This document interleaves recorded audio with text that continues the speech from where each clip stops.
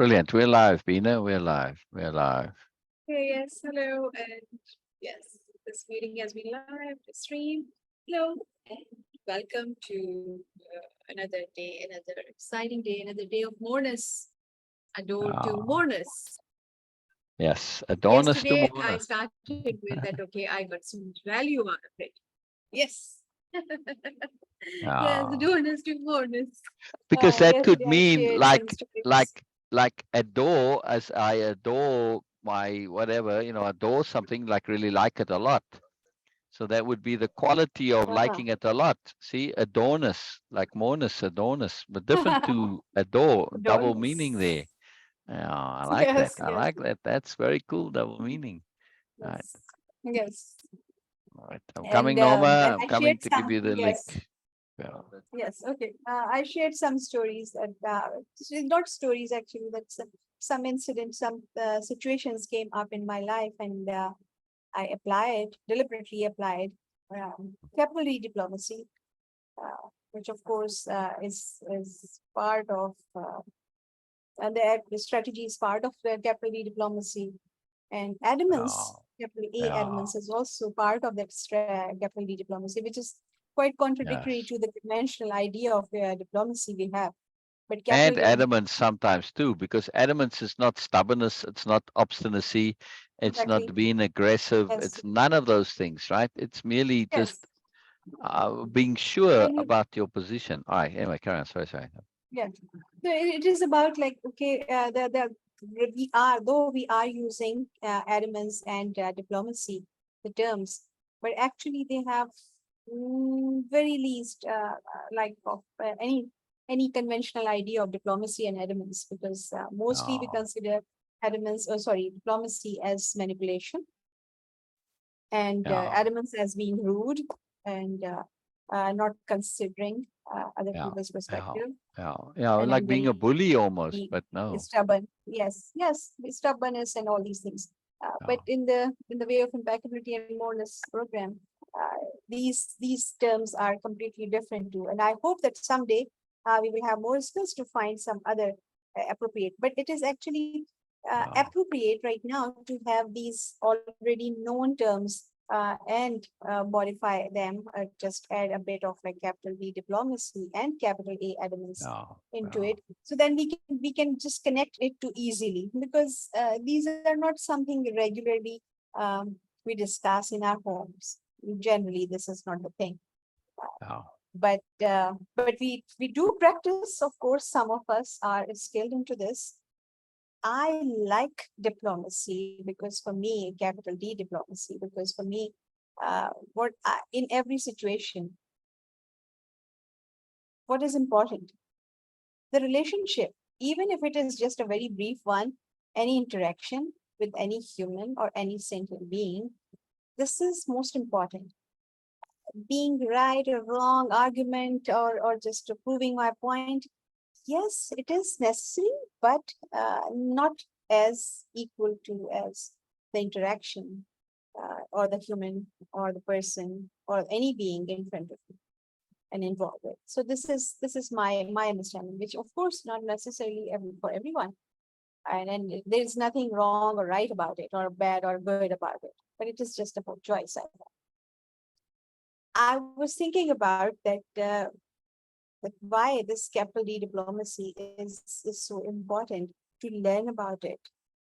I heard someone was saying that in whenever you will read a history, you will see only the answers, not the questions.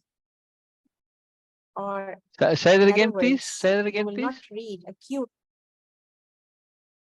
History only remembers the answers, not the Right, questions. right. Oh, history. And Wow. yes, and uh, the response, not the trigger or the cueing. Hmm. Hmm. And that is something like really hit me big time. Yeah, And I was thinking about this, that how it can be, but actually it is very much uh, obvious. And of course, it is true also.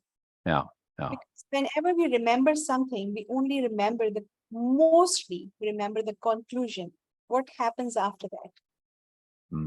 And even if we take it on a bigger scale, like some nation respond to some cueing, some triggers, how they respond becomes part of the story or the history, Yeah. not the cueing in as exactly as the response. And that was something like I was thinking my whole day about it, that Oh, how important it is, that how responding yeah. about to anything. Correct. Correct. Correct. And this is where diplomacy and the adamance comes in. Because no Yes. matter what other person is doing or going to do with you, like okay, people say that, oh, that person was pushing on, Their and which might be response, in true. other words. Yeah. Yeah.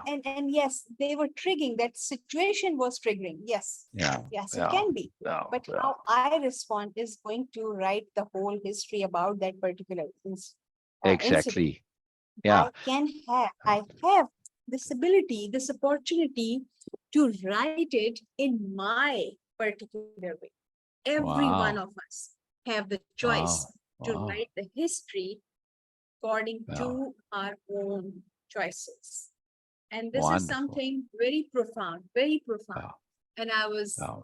I was literally blown away by that. The more I was thinking about the Yeah. capital D diplomacy and the importance of it, when someone is being rude, just a normal situation, someone is being rude, nasty, mean, whatever you want to call it, and they were not considering your situation, and they were just passing comments. The situation can be anything, but they were triggering. They were pushing your buttons. They were being Yeah. inappropriate. They were being mean, rude, negative, whatever. You can, and of course, in most situations, we can forget about it. But what Yeah. will happen when we react according to their triggers? Then it will become an incident. Then it will become a happening, Yeah. Yeah. and you will not ever going to forget it, because it will come with consequences. It will create consequences which are not going to be desirable, and that is something I'm going to just write it in a quote form for me, that questions are not going to be part of the history, but your answers are going to be Yeah. always part of history. Yeah. And this Yeah. is, we Yeah. need to pay attention to. And Yeah. this is what actually happened. In my like very mundane kind of incident happened to me couple of days ago. Our neighbors, who is famous for bullying and bad mouthing and being really how to say that verbally bullying also, that okay, they have no they belong to a certain Probably part of abusive. the Yeah. country, yes. And she came, and the way she was knocking our door, it was like the police raid or something. Yeah. And that was very rude to us. In my family, we have just 4 people, and then we were like, this can be, and it was uh, after 10 in the night. Wow. Oh, I didn't know that she came that late. Wow. Yes. And when I just saw her, um, and I said, we have a grill door, and then we have a wooden door. So the wooden door was open, and I saw her from the grill door. And that immediately I knew that something is not right there. But because I know her since my childhood, she is not living regularly here anymore. But she knows me from my childhood. I used to go and play inside the house with their children. So she knows me. And I greet her the way mostly still greet every one of us on Zoom. Oh, Oh. yes, yes, here you go. I try to do that. I'm not as passionate as he is. I will try to be, Oh, but I I try really to. love you and like you, so how can I not greet you enthusiastically? Yes, But but I tried. yeah. I tried. And I opened the door and I said, "Yes, come in. What happens?" And then and then she says, "Beena, what is happening inside?" It was some Was panic. drainage leakage. Panic. situation. And it was true.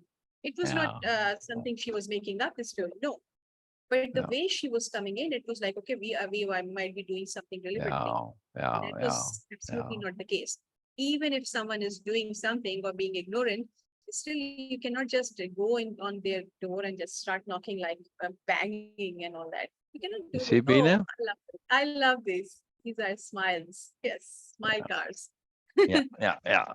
uh, Yeah. and but I tried, and that was the moment she had to. I saw the shift in her stiffness in her body. I saw that shift Mm, immediately because the wow. way I greet her Wow. as like as my auntie, and I said, "Okay, yes, coming."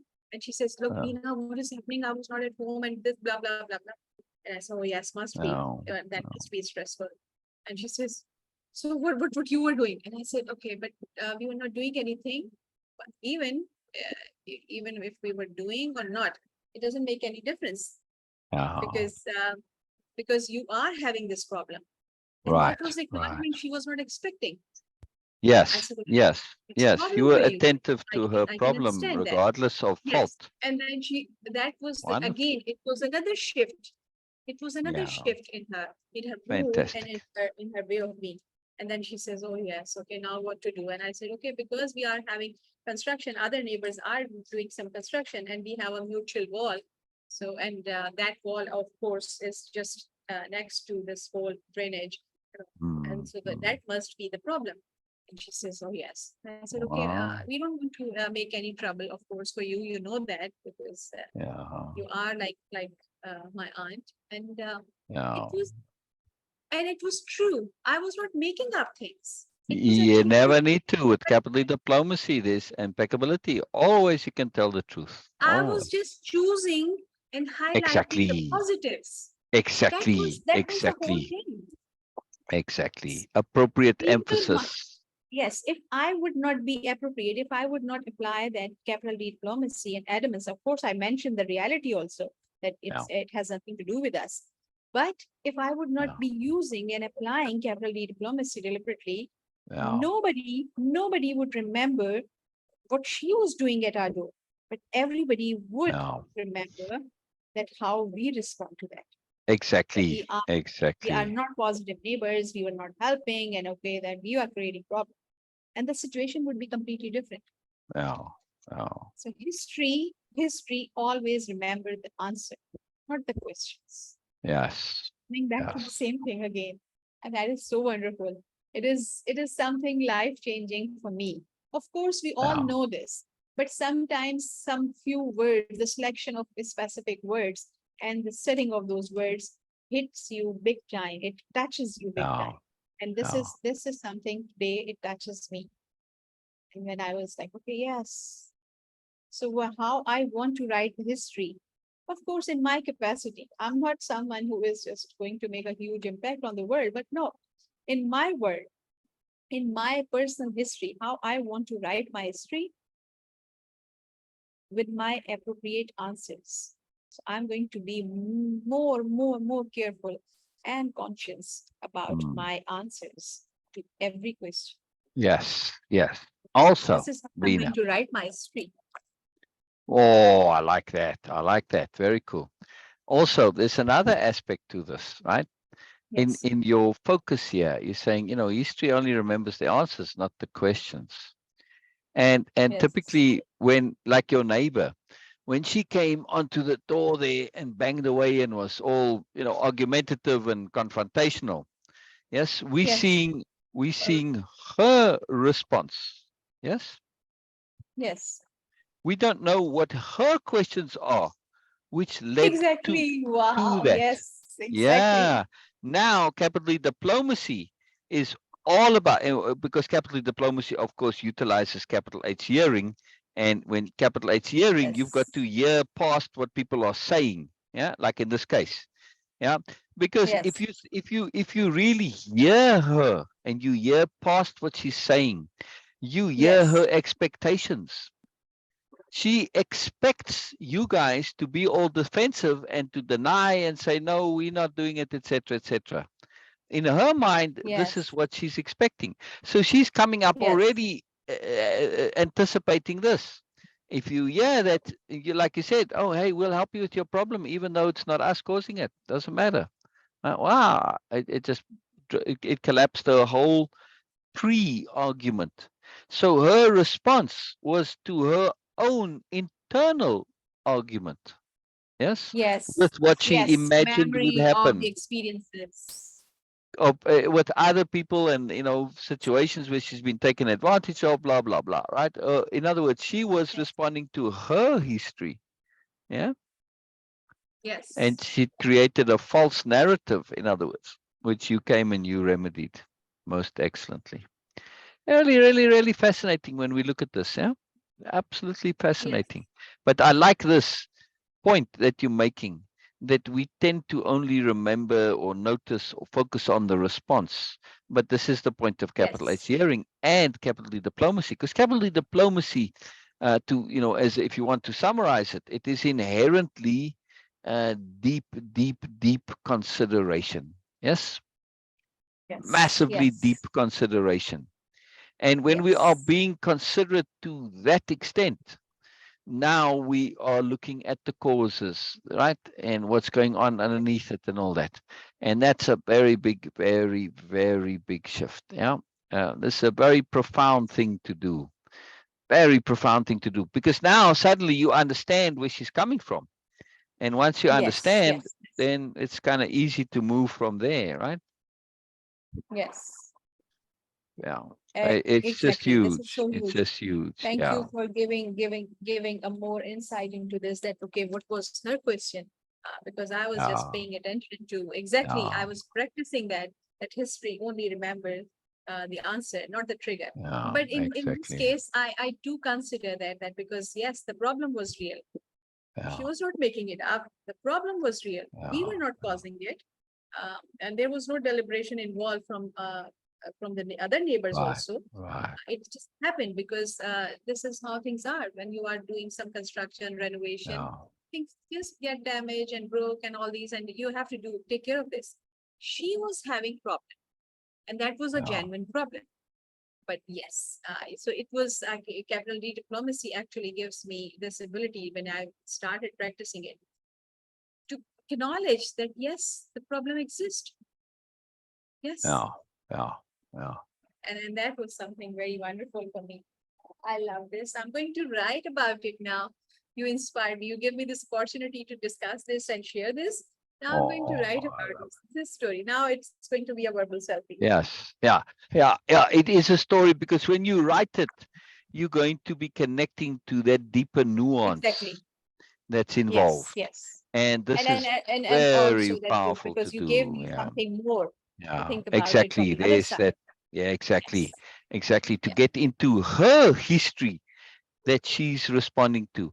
And Yes. also that she's responding to a believed history, an anticipated history, an expected history, and imagined Yes. history. Not in evidence, not in evidence, but Yes. it is for her. Just because Yes. it's not in evidence doesn't mean it's not Yes. real. Yes? Yes. Yeah, it's real to her. Likely when you in that type of a mindset and attitude, it's not necessarily that it's innate.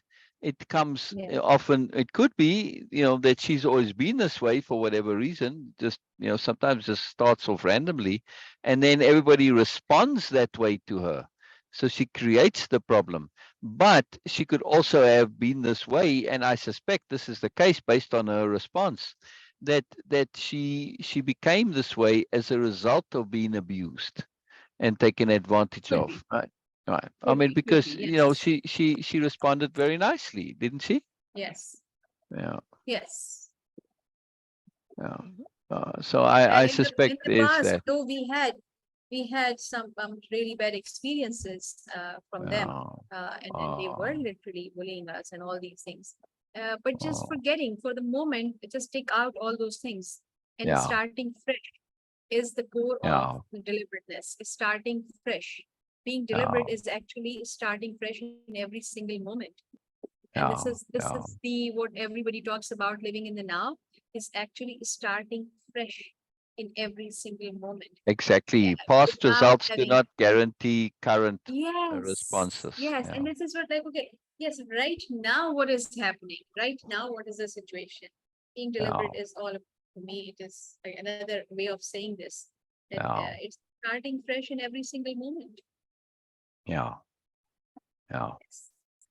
Too Okay. wonderful. Yes. So you need to just share screen because I'm going to eat and listen to you. Really? Oh, okay. Can Oh, you just yes. hang in there for, I don't know, maybe like 10 or 15 more seconds? Okay, no problem. Yeah, I was very happily and magically multitasking, yeah, and I got all my shipping done Yes. while you were sharing your wonderful story. I love it. I love it. So Yes. very cool. All right. I just love this, and the topic that you brought up. So yeah, well, I want to comment a little bit on what you're doing. So you go eat, and I'll continue doing the reading. Yeah, go through it and Yes. see. Yes. Yes. First, I have to check to see if anybody come to join us, like Norma. I don't see any comments there. Is Norma even online? Let's see. Where are you, Norma? Yeah, she's online. Yeah. Yeah. Yeah. All right. Yes. Okay. I'll be back soon. Yeah. Brilliant. I want to get to the story. Yes. Lots of fun stuff. I'll pull it up on screen in a moment. At this point, though, that Venus mentioning about capital D diplomacy and capital H hearing and everything that's involved in it. Now, capital D diplomacy utilizes many facets to it. And she mentioned a few, but it's a big topic. I mean, capital D diplomacy is not only a skill, but it's also an art. Yes. And like most art, you develop your skills, and this enables you to be more artistic, right? I mean, you need to have the skill of being able to move a brush in the way you want it to move. You have to have that skill that comes from practice, right? And then, of course, art is applying that to be able to transfer your imagination, your feeling, your passion into what your art is, yeah? Or that in this case, visual art, but it could be any kind of art. And it takes skill, right? So art is a combination of skill and other stuff. But art entails skill. I guess you can be artistic without skill. It happens all the time. But nonetheless, art is enhanced by skill. And the same with capital D diplomacy. Yes, it is a profound art, and there's tons of skill involved. And those skills, the Moreness project, particularly this particular aspect of it, entails or involves uh, capital diplomacy as part of it, because it's so integral to everything the new nobility do. And in order to apply capital diplomacy, for one thing, you need to have the skills of capital H hearing. Capital H hearing is its own program, all on its own, a huge, massive, great big program with skill upon skill upon skill upon skill. It's a huge deal, right? I mean, most of the participants who've done it, it's taken them, 6 months to a year to do. Same thing with the psychology of the superiority paradigm. In this case, my understanding of the superiority paradigm and how it works made me instantly recognize that she is expecting uh, behavior typical to the superiority paradigm, which is denial, obfuscation, lying, etc. Especially when there's trouble and there's responsibility that goes with it. In typically in the superiority paradigm, people aren't particularly honest, or at least in when it's abuse of the superiority paradigm. And when you're expecting dishonesty, especially if you are typically dishonest, right, then you expect others also to be dishonest. And now, if you're expecting dishonesty and deceit and all of this, you say, well, I've got a problem and they're responsible. Yeah, well, typically in such a situation, those responsible refuse to accept responsibility and will practice every kind of denial under the sun. So she started off with this expectation, this anticipation, and her behavior, that unnecessary belligerence, was to say, you've got to fix it, you have to, etc., etc. She's anticipating trouble, and she's coming in with guns firing. Now, it's not the most ideal of strategies, of course, but my point is, in order for Bina to apply the capital D diplomacy, understanding these underlying mechanisms is very helpful. Now, she didn't necessarily utilize this aspect of it. She went other routes, and that solved the problem. But nonetheless, it's still there in her awareness, even though she didn't consciously connect to it. Point being that capital D diplomacy is a huge part of the new nobility and the story that we're reading. It is integral to them, not only because they apply it in every single interaction. They mean to be as a deliberate intent. They mean to be as maximally considerate as they possibly can.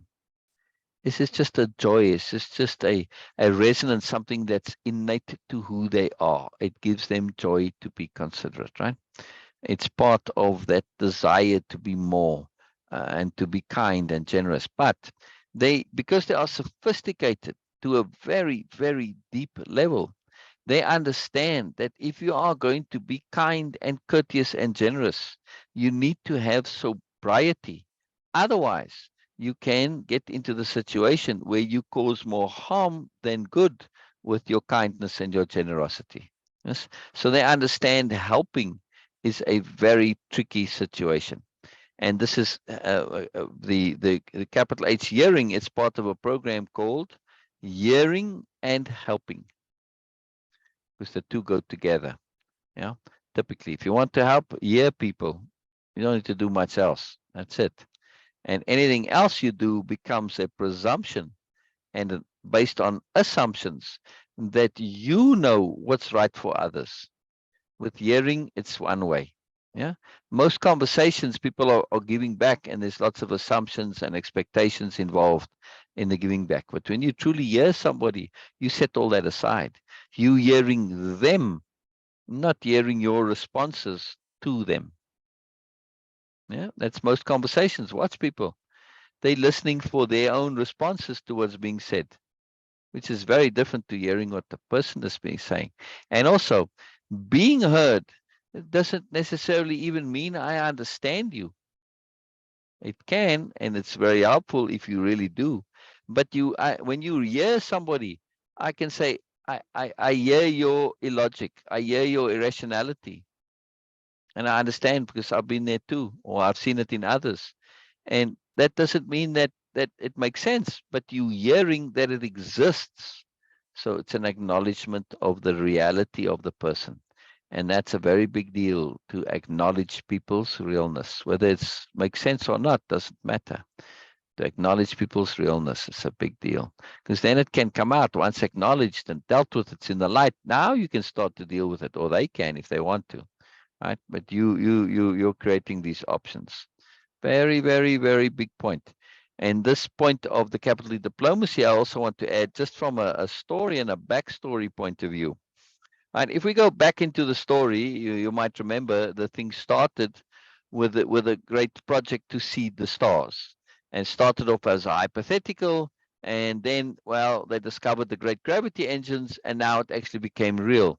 But the great gravity, or not, but the great gravity engines in this situation got discovered within the New Nobility Corporation, which was the original sponsoring corporation that set up all the rewards for innovation and advancement and etc. And so it stayed, the knowledge of the great gravity engine stayed with the New Nobility Corporation. And from the New Nobility Corporation, the new nobility developed, right? Because that company had a culture of nobility, and that whole new nobility culture came out of that. And the company eventually bought this planet, and developed it and everything as it with company, because they were excessively wealthy company, so they could develop Nobelia. And one of the reasons that they are excessively wealthy is, well, there are many reasons, because they got lots of donations and they were very smart in business, but also because of their monopoly of having the great gravity engines. Yeah. Now, they don't actually make a profit on transport between planets because they are a monopoly. So they are scrupulous at running this at cost. Right? Why? Because they don't want to have say, well, you got the monopoly, you're taking advantage of us. No, it's essentially a free service, pretty much. I mean, it's very low cost, right? They even subsidize it, so they even run it below cost, right? So nobody can complain that because anybody wants to compete, it's going to be more expensive. But in order to compete, they'd have to have access to the great gravity engines, and this they are not willing to give up. Not because they want the power of it, but because they don't want others to have the power, because not everybody's focused on nobility as a key force. Therefore, they become the default peacekeepers of that galaxy simply because they have access to the transport between the planets, right? And between solar systems rather than planets, sorry. Because you can travel with a conventional rocket, like we can go to Mars. Yeah, it takes a bit of time, or Jupiter or whatever. But to go to another solar system, this is a whole order of magnitude worth of long time travel. And especially when things are multiple light years away, it becomes unfeasible to do it with conventional transport. Now, however, though, of course, yeah, you can fight on your own planet, but don't bring your trouble to other planets. Yes. So therefore, they are the default peacekeepers. There's no possibility of interplanetary war with them being there. Now, also, as we remember from the story with the naming of the agglomeration, where they were so diplomatic in getting that solution done, even though they used an unusual mechanism, they displayed their diplomacy skills, they displayed their integrity and their honesty, and their earnestness, their sobriety, their sophistication. All of these are absolutely profoundly wonderful qualities for diplomacy. Now, of course, as Bina mentioned, typical diplomacy sometimes is seen as manipulation and as pacifying, mollifying, BSing, etc. Not capital D diplomacy. Capital D diplomacy is exceedingly honest. It is honest to a fault, which is how they started. And because they are now also, because of the new Nobility Corporation and the great gravity engines, combined with this reputation they have for honesty and integrity and truthfulness and sophistication and insight and awareness and moreness, they become. You got a problem you want an arbiter. Who are you going to go to? Well, the new nobility. First of all, they don't really have a vested interest, right? So they're quite neutral because they're outside of the usual systems, right? I mean, yes, they do business, but typically they make good arbiters. And also, the average new noble doesn't actually work directly in the corporation. They are technically employees, yes, but they get hired out as arbiters and as diplomats. So the new Nobility Corporation has many different sub corporations, right? And of course, there's the transport arm, and then they have things for public service, education, charity, learning, all sorts of different businesses. The alternative energy businesses, and one of the businesses of the new Nobility Corporation is diplomacy, right? So they are hired as diplomats, and if you're in a so let's say there's uh,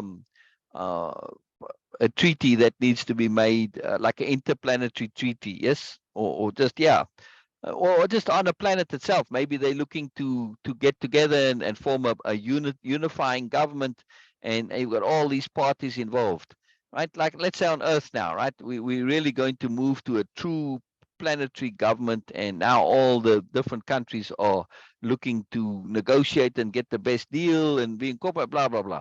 You could hire in other words, like let's say, America and Europe and Africa, countries in Africa, Nigeria or whoever, right? They can hire the new nobility, and any of the other countries can. So the new nobility would be on both sides of an issue, and because they're neutral, and they have this reputation for honesty and integrity and neutrality, and therefore they seek to come out with the best resolution for everybody. And this makes them ideal as diplomats. Now, of course, if you are going to be diplomats in the usual sense, if you combine that with capital D diplomacy, now you get a really, really potent combination, because they also have set up the law differently in the agglomeration, right? Because remember, the agglomeration and this whole galaxy, it arises out of the desire for humanity to start afresh and avoid the mistakes that there were before. So the need for diplomats isn't quite as much as it would be in a contentiously based grand society. Now, of course, not all the planets subscribe to this. Some of them do fall into the superiority paradigm category, both in human and alien. They regressed and reverted. So there is still a need for diplomacy, of course, and also peacekeeping. Yes, whenever you have people who are generally very peaceful, and you create an opportunity for superiority paradigm thinkers to come and exploit this, and they will see, oh, here's an opportunity. You're all weak and passive. Well, that's a big mistake to make with the new nobility. Just because they are polite and courteous and considerate doesn't mean they're meek and passive. Oh, no, no, no. That's a whole different logic. Yeah. So they're very, very sophisticated in this. Nonetheless, my point being that within the agglomeration, they are the de facto diplomatic core of the agglomeration, right? Beside being employed by individual companies, planets, governments, countries, whatever. Right? I mean, in order to join the agglomeration, one of the criteria is that you have a planet-wide government. Now, let's think about that for a second, just before we go into the story, since I'm telling stories here while Bean is listening and eating. We'll wait for it to come back. Think about why aliens might not contact us if aliens exist. Right? A lot of people, I personally, I love the idea of aliens. I can't say I believe in it, because to believe in something, you need some basis of something to believe in. To believe in something that may or may not be, I don't know if that's belief. That's just kind of desire and hope and wish, right? There's not one shred of evidence, actual scientific, factual evidence, to support the fact that there is life out there. Likewise, there's not one shred of evidence to say there isn't. So it's just a possibility. To believe in a possibility, all right, I guess you can, but it's to me, it's more of a wish than a belief. Yeah. So I truly hope there are aliens, and if they are, I think, well, now if I was the alien, now let's consider this from the perspective of the new nobility with the great gravity engines, right? And they go out exploring, and they find new planets that they don't, they haven't seen before. Maybe these are planets that were settled in the seeding, whatever, right? And how do you contact that planet? Think of it.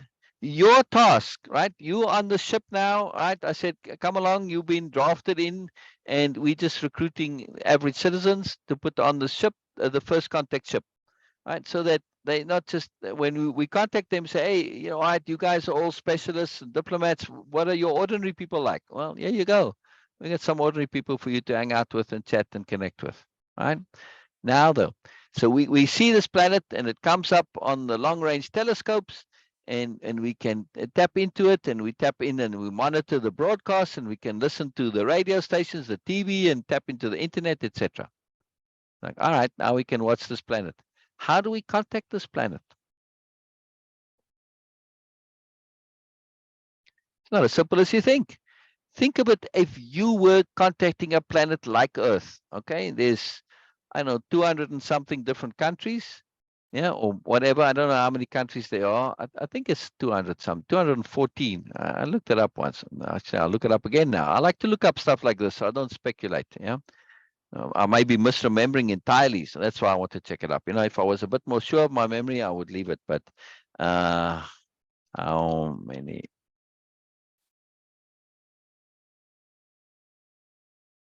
How many countries are there?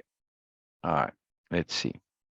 Anyway, 195. Yeah. I thought it was a bit more, but I think some of them are like You know, it depends how you count them, right? 224, sometimes you see 243. Anyway, the default comes up as 195, right? In 2023. Anyway, roughly 200. All right, now you say, but how are you going to decide which one to contact first, or do you contact them all simultaneously? Right? You can't pick one over the others. I mean, take Earth now, right? If you were from Nobelia and you find actual Earth here, right, which is quite possible, and it's actually part of the story, who do you contact? Well, Americans are going to say, well, America, duh.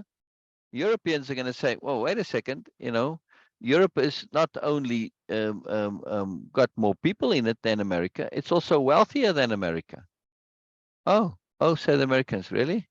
Oh, we didn't realize that. Yeah, oh yeah, the European economy is bigger than the American economy and it has a greater population. Oh, well, you can't go by population because then China would be there, right?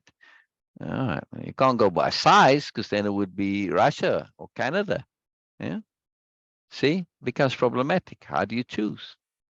How do you choose?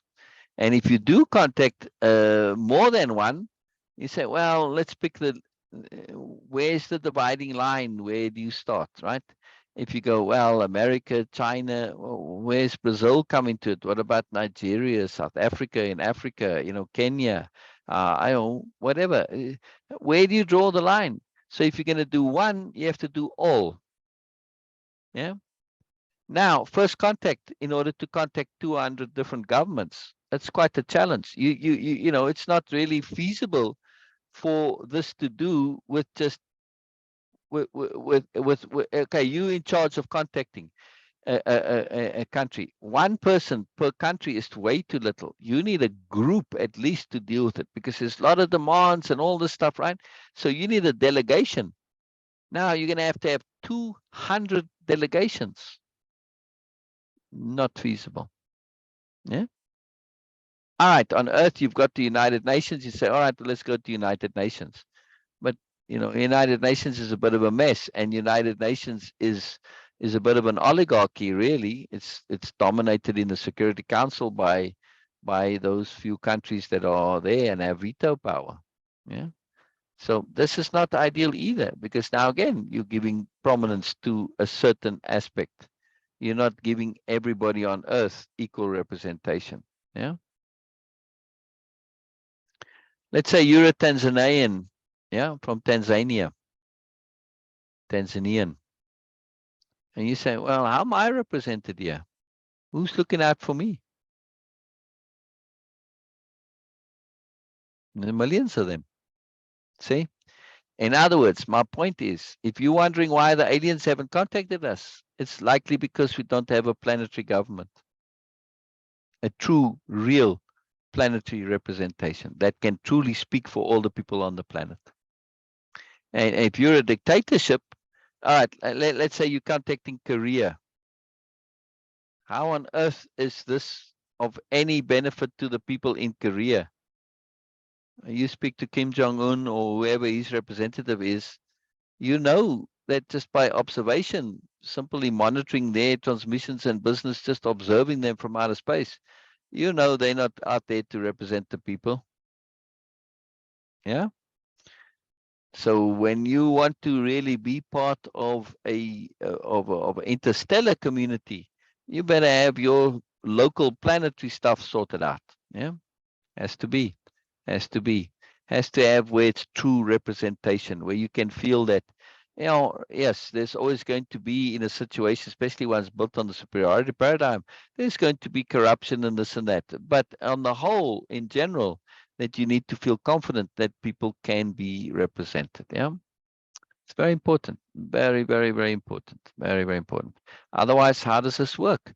Like I said, the simple impracticality of sending a delegation. And, you know, for all we know, there might be planets out there that have more than 200 countries, but just Earth alone, 200 countries, 200 delegations, you know. I mean, if it was me sending out a delegation to Earth, you'd want this to be a substantial amount of people, not too many, because your leadership needs to be able to be connected to everybody in the delegation. Right. So if it's 1,000 people, this is hard for any the ones in charge of to be connected to each member of the delegation, to be assured that, hey, these are aliens, right? I mean, even we human, and we're coming to a human planet, like from Nobelia to Earth. They might as well be aliens, right? Because they have very different culture, different society, everything's different. So you need to be sure that each member who's in the delegation can represent appropriately, and that you're on the same page, and they're not making promises, or queuing, or creating ideas, or creating a false perception, so that you can't have too many. I would say likely the number is, just from an awareness point of view, is probably about 30 as a maximum, roughly, of people that you could have in a delegation and stay connected to all of them, and each one with everybody else, right? It's not only whoever's in charge of the delegation. You might not have one in charge. You might say you've got a committee in charge, or a group, or from the new nobility point of view, if they send a delegation, they might say, look, just from a convenience point of view, this person is the sort of decision maker from an admin point of view. But other than that, each member of the new nobility, from Nobelia's perspective, and the new nobility corp, each member has full authority to make judgments and decisions completely on their own. And they'll very seldom do this without consultation. But should the situation requires, and a snap decision is required, any member can do this, right? They have the authority to do this. Now, in reality, this actually works. So, for instance, with almost any organization, take a soldier, right? You go out there, you're a soldier, and I say, I like Bina. I say, all right, Bina, Trooper Bina, Trooper Sid. I won't call you Trooper Bina, I call you Trooper Sid. All right, Trooper Sid, you go out and you go on patrol. Right now, let's say you get separated from your patrol, and you end up deep in a different territory, and this is let's say it's a neutral territory, and this territory gets attacked. Right now, you have to make a decision on behalf of your entire organization, your country, your planet. You, this one single trooper, do you, right? Let's say you have the firepower on you, and the attack is relatively unsophisticated, and you can deal with it on your own. But in protecting the neutrals, you now are engaging with hostiles, and potentially you're starting a war between your organization and this. You, as the individual, are making this decision. Now, you might just react and have no skills, and you don't think twice about it, right? And you may make poor decisions, yes, and cause a whole lot of trouble. It happens all the time. But this is the problem of the organization, that they don't realize, if you have members out there in the real world interacting, they are representing you, whether you now give them the authority or not. Their actions are going to involve you, regardless of how much authority you give them. The new nobility understand this, and as such, they have each member does have the authority. And of course, like in a situation like that, there's time, there's pressure, there's no time to get back to everybody and have a big consult and say, do I get involved? No, they got to act on the moment. They'll think it through as best they can in the moment, and take that responsibility on themselves for the decision.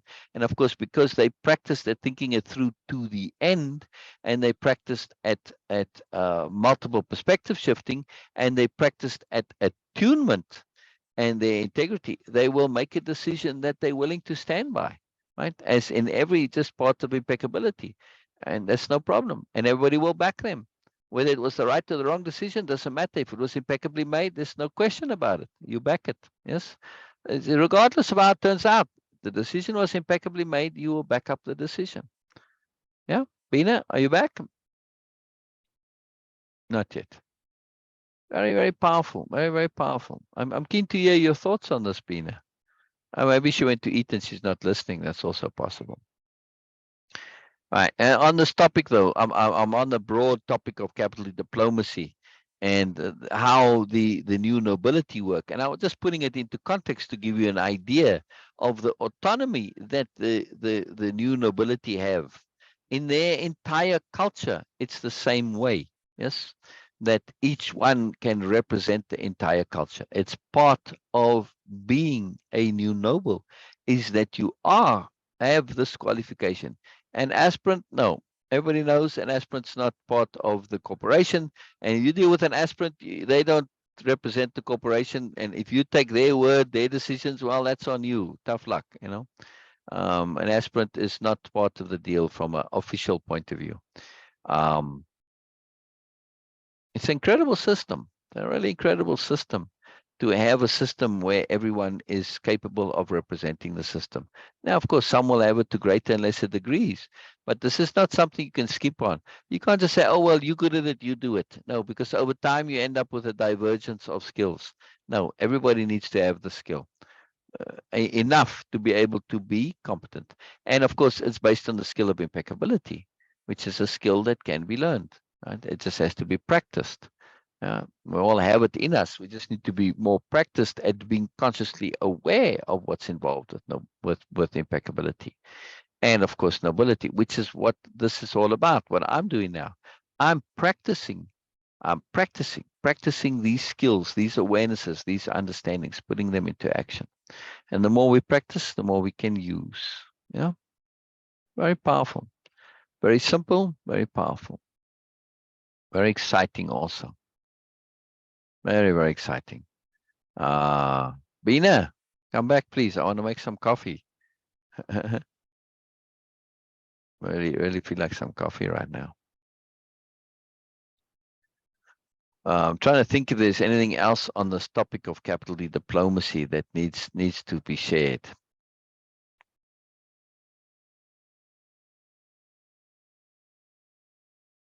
Well, part of capital D diplomacy is about not taking sides. This is something very difficult for those outside of the agglomeration, particularly, and also who are not aware of the new nobility to understand. This idea of not taking sides or representing all sides, however you wish to see it. Now, like I said, or if you remember from the beginning, that the new nobility had a big part in setting up the agglomeration, like drawing up the constitution of the new nobility, of the agglomeration, and so on. Right now, that doesn't mean that the agglomeration is like sort of a diluted version of Nobelia. No, not at all, because the agglomeration has a different intent to it than the new nobility society, right? An entirely different intent, right? Because the new nobilia is a specialist society. It's much like, golf world. It's all about golf, right? All right, golf world came about accidentally, but just it's a long story, golf world, which is why it jumps to mind. But like Camillus's world, right? The entire planet is focused on academia. It's an academically based planet. So the entire economy is all that. Now, in other words, they'll basically import all their food and so on. Agriculture is not much going on there. Yes, there are people that are there, but they're supporting the central industry, which is academics, right? It's minimal, right? Because all their funds come from, of course, everybody sends, they want to say, you get your child to have the best education, you send them to academia. I don't know if that's the name of the planet. I haven't actually named the planet, but it's probably, I suppose people would just call that, university planet or something like that, right? And that's where they get their money from. And, of course, they use this to buy food and services and product and whatever they need. That's just how economy works. I mean, you can think of universities as like little mini countries. And that's what they do, on Earth now already, right? They don't grow their own food on the campus. It's just on a bigger scale, obviously. And so the agglomeration needs to make, say, this is you want a constitution and a system that is setting up freedom of choice. That you can pursue whatever your passion is, and within the boundaries of not doing harm to others through the pursuit of your passion. I mean, if your passion is murdering, no, sorry, not going to happen, right? You would say people all want freedom, and they all talk about freedom, but you aren't free, no matter how much you want to think free. If you are free to go around murdering, well, that's a problem. Yeah. Now, of course, you actually are, right? I mean, you can murder anybody, right? Doesn't mean you can, have no consequence to it. Yes. And on Nobelia, for instance, there's not a prohibition against murder. The only law on Nobelia is appropriateness. That's it. If you can say, well, I had no choice, it was appropriate to murder them. Right. I mean, there are times when it's appropriate to kill, right? That happens often. Somebody goes wild, goes crazy, they got a brain tumor, and they start. Let's say they're busy stabbing somebody, and you had no option but to stop them. You couldn't stop them without killing them. Right? Well, there you go. You didn't have a choice. Yeah. So this is the difference between killing and murder. Killing is taking a life without the intent to take it for no justifiable reason. Yeah. So yes, murder involves killing, but killing doesn't necessarily involve murder, right? Murder is a specific deliberate intent to do so when it's unjustified. However, on Nobelia, it's all about appropriateness. So if you can say, well, yeah, I had an intent to murder them, and you can make a good case that justifies it, all right. And we'll say, well, we would have done the same. Okay, so be it. Now, of course, it's an extreme situation that's never occurred, but it could. Now, the law in the agglomeration is likewise based on appropriateness, but it's a little bit more specific, right? So that you're not just saying, okay, go and do whatever you like. You can, but think of it this way, right? If you had no law against murder, would you go and murder somebody? No, of course not. Right? So the law is open in this case, right? But it will say there's some guidelines for appropriateness. They say if you are going to harm others for your personal benefit, this is likely to get you into trouble. Yes. Also, if I'm free to walk around and murder, doesn't that mean everybody else in the society is likewise free to murder me? The new nobility are cognizant of this. And they say, when you make these prescriptions against behavior, yeah, you now actually protect those that want to do it because they are happy to break the law. And knowing you aren't, they have the protection of you being law abiding. Yet, if there's no law for reciprocity, now, yeah, well, it's your reputation that is the issue. Yes. See? Now you're bringing a whole different factor. All right, so the law isn't quite that broad in the agglomeration because the average citizen isn't quite that sophisticated in their awareness and understanding, but it's certainly more open. And everybody in school is taught that, hey, yeah, you are technically free to go and do whatever, but that means others are technically free to do it to you. Yeah. So if you're going to go around causing trouble, just know that anybody's free to come and cause trouble for you. And that puts a lot of people off. Yeah. I think many bullies and that would be a lot more cautious if they suddenly saw, oh, well, you know what? I could be bullied too. Yeah. And where this would be given an example. And of course, many bullies are also bullied and they just take it out down the chain. But if you don't have a superiority paradigm system, it's kind of difficult to be a bully because there's no real incentive. I mean, bullying is just to be, I'm superior, I'm better. That's it. That's really the motivation. You don't really get much out of it. Yes, there are some bullies that come in there, steal your lunch money or whatever, right? In a typical school situation. But now that's criminal. That's a different situation. Yeah. Bullying is typically simply just for the purpose of dominance. That's it. When you're stealing the lunch money or stuff like now you're being a criminal. That's a different thing. Yes.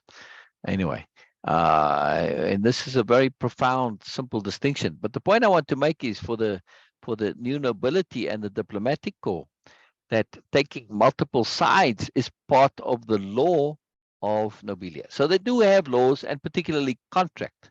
Most of the laws come about when you make a contract. Now you're making law between you and me, and this happens even here on Earth, right? When I make a contract with you, we decide the law to a certain degree. Now, part of contract law means that we cannot agree to do something illegal. Just because we agreeing to do something illegal, we have a contract to go and murder somebody, it doesn't make it legal. Yeah. So you can't contract to do illegal things, right? Uh, you can't say, well, it's in my contract. No. Even if I contract to say we can murder each other and we both agree to that, that's still illegal in contract law, by the way, which is rather interesting. Right?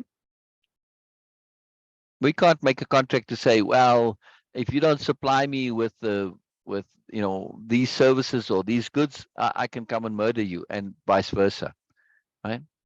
Which might make a good contract to make people adhere to their contract, but it's actually illegal, which is rather interesting, right? You can't agree to things like that are illegal. Anyhow, now so most of the law on Nobelia is for contract disputes. Yeah. And contract disputes don't necessarily come about because of criminality. They come about through accident, through inadvertency, through outside elements, coming in, factors out of control. Mostly a contract dispute, if it comes to court, it's come about because of a breakdown in arbitration, which happens, right? And now you're looking for remedy. However, because arbitration, of course, is a huge part of that legal system, very little actually ends up in court. Yes, it's rare. But of course, rare on a galaxy-wide in a galaxy-wide situation doesn't mean that there aren't many actual cases. They are rare percentage-wise, but not in number, right? I mean, for instance, you could say somebody with, I don't know, Barr-Epstein syndrome or something. It's a very rare disease. I may not be. I'm just using for an example. But how many people have it, even though it's rare? Even if it's just, 0.001% of the population, 0.001% of 7 billion is quite a lot. Yeah. So it's a large number, even though it's a small percentage. Likewise with the court cases. Now you go to court on Nobelia. Well, first of all, you get an appointed lawyer. You can employ a lawyer as well. Doesn't matter if you now really wish to, but it doesn't help you. Why? Because any lawyer is mandated by law to argue your case, the opposing side's case, a third party's side, if there is any, and whether there is or not, if they're going to argue it, whether somebody's actually involved as a third party or not. And they will, their mandate from the legal point of view is to argue all sides of the case. Whether or not the parties involved even know there's a third, a fourth, or fifth side, doesn't matter. Your job as the lawyer is to argue all of them. And your job is to argue all of them to the best of your ability. And if you don't, the judge's job is to put you in jail. No fines. In other words, if you're favoring one side over the other and you're not zealously arguing the case for the other, no, sorry. Your job is not to win, but your job is to get to the truth. This is it. And second to the truth, it is to come to equitable balance and arrangement. Yeah. Now, since the arbitration has failed, all right, you're making the case for each as best as possible for the judge then to decide how to resolve this, right? Because sometimes it's difficult and to do this, and it requires judgment. Somebody has to decide. Okay, we can't say for sure it's this way or that way. I'm gonna, I'm gonna choose whatever that is. But from a legal point of view, just think of a system where your lawyers are arguing all sides. You can go and hire the best lawyer. Well, you're hiring the best lawyer to also argue against you. Yeah, how cool is that? And here's the thing, right? Doesn't matter how successful or wealthy a lawyer is. If the judge feels they're not arguing the other side, they, like you can maybe bribe the lawyer. Yeah, you can bribe the lawyer, but the judge has the power to put them in jail, and the judge decides how long.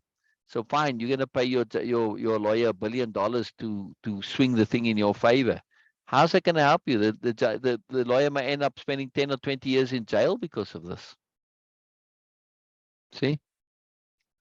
It doesn't help. Yeah, it doesn't help. So it's a very wonderful system. So nobody even bothers really. And lawyers they just get paid by the government. End of story. I mean, you can if you now really want to. I mean, but mostly that is just you're basically going to get more insight and time with a lawyer and all of this, right? Know your case better. Doesn't really help you though. It's a very cool system, very, very cool system. And it avoids all of the problems that come from law. When everybody's looking for fairness, justice, truth, very different logic, right? In your case, is just you in your bubble. But like I said, it's rare for them actually to get there. And typically it will be in situations where somebody has to make a decision on behalf of others that they're unable to make themselves because they got too much vested interest. So the judge and the lawyers become neutral parties really for resolution. Wonderful system, wonderful system, wonderful system. And also when people are acting aberrantly, yes, aberrant behavior, which is any criminality is regarded as aberrant behavior. So it becomes a matter of compassion to deal with it rather than punishment. If you're a criminal, you're aberrant in society. Why treat it as something normal? Like from the superiority paradigm's point of view, there's this impliedness that everybody would want to be a criminal if there were no laws. The criminals are just the ones who are willing to risk the trouble, getting into trouble. But if there were no laws, like everybody would steal. That's superiority paradigm thinking, which is absolute rubbish. It's not true at all. It's quite amazing, yeah. Bina?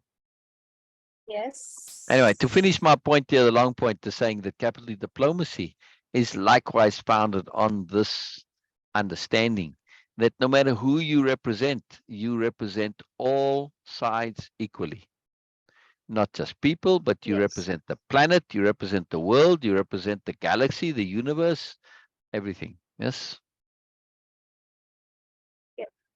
How cool is that? How cool is that? Absolutely. Absolutely. Like you made a point to represent your family, the neighbors who are doing the renovations, and initially aggressive auntie, right? Yes. But she was only initially aggressive, then she calmed down, Yes. right? Yes. So we don't want to call her aggro auntie, even though that's kind of a cool name, right? We don't want to label her that. She was No, only no, no. initially that, and because she was Yes. just in a misunderstanding bubble, and your capital diplomacy dealt with it quite beautifully, and Yeah. she's now you've added to her life. Yeah, how wonderful is that? How wonderful is that? Yes. It's a Absolutely. beautiful, magical This is thing. Yeah. and also it is again coming back to your very basic definition of way of impeccability, the best use of energy. Exactly, It exactly. was less energy consuming than getting into an argument, having negative Yeah, yeah, stressed bubble yeah, around us, yeah. and then later on just dealing with the consequences and of everything. So it Yes, was very efficient. It was very energy efficient also. yes, I yes, had to control myself for a few seconds, and that was yes, it. After that, everything was coming very smoothly, and yes, it was in organic. yes, Just yes, happened once you just yes, set your intent with clarity that this is what I want to achieve. We yes. talk about law of attraction for everything, but we don't talk about law of attraction for actually setting these intent that I'm going to just right now. I'm going to have a positive, appropriate, impeccable situation. There you go. Why not? There you We go. prepare ourselves for the argument and counter argument. There you go. We do Yeah. that.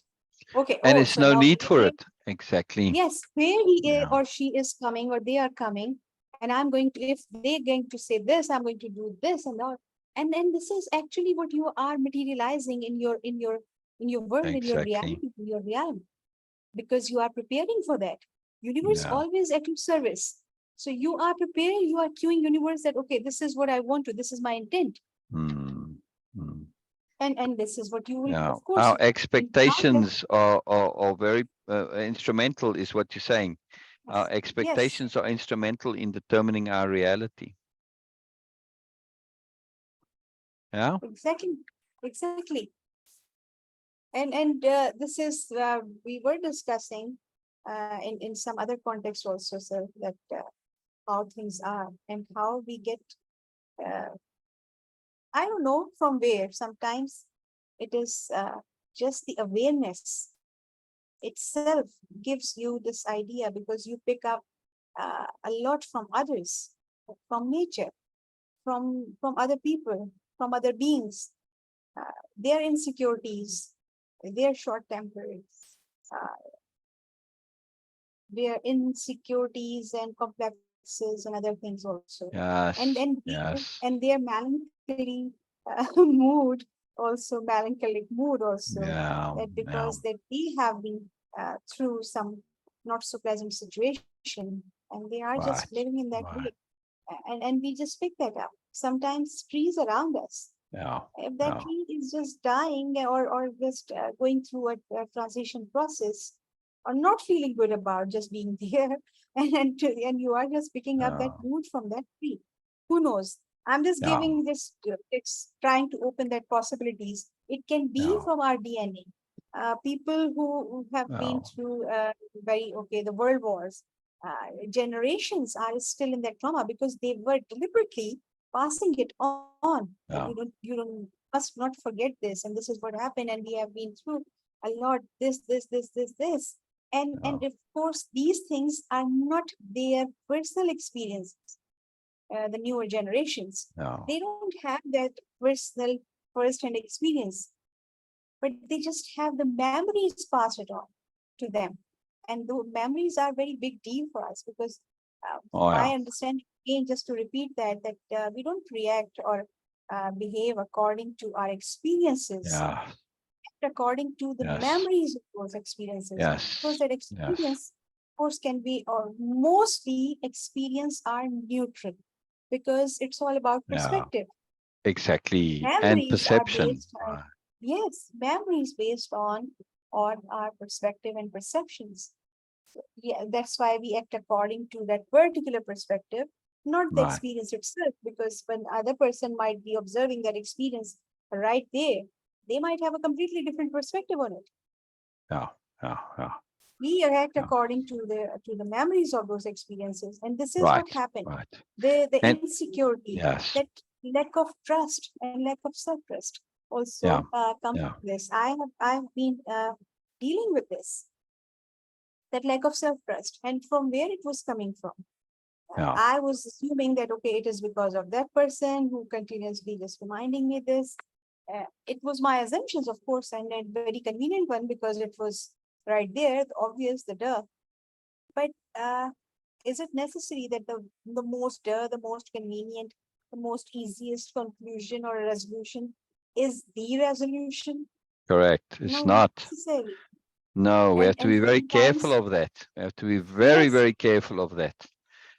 Like with my lottery story, yes, yes. it was a And duh sometimes, conclusion for me, but it was profoundly exactly, incorrect. exactly.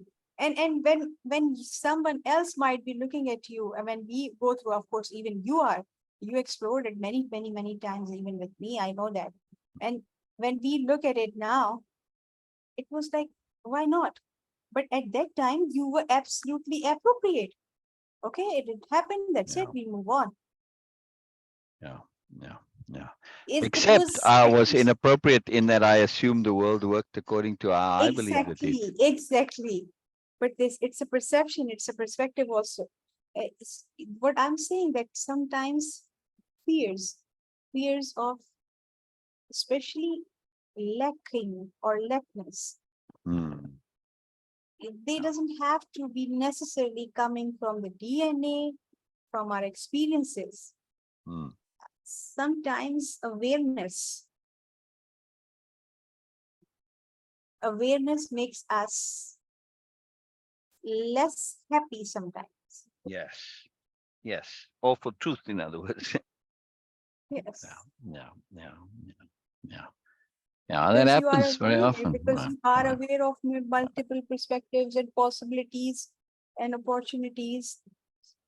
Yes, of course, you choose the positive one, Yeah.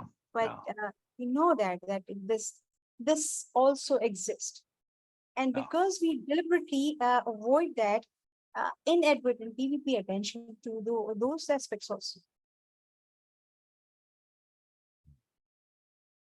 That's why when we say that, okay,